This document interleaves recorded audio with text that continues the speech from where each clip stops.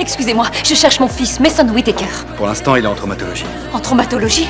Oh mon Dieu, qu'est-ce qui s'est passé? Votre mari a perdu le contrôle de son véhicule et il a traversé la rambarde d'un pont. Vous pouvez appeler la police.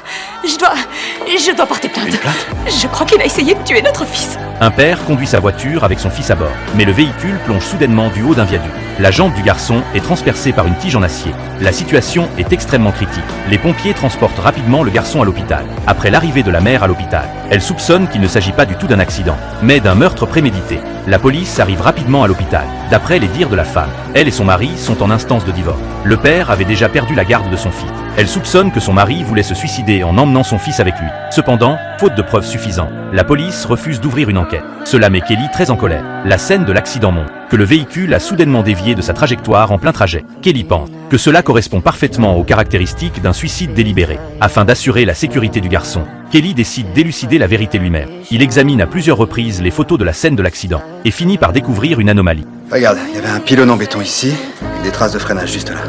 S'il avait voulu se suicider, il aurait accéléré plutôt que de freiner.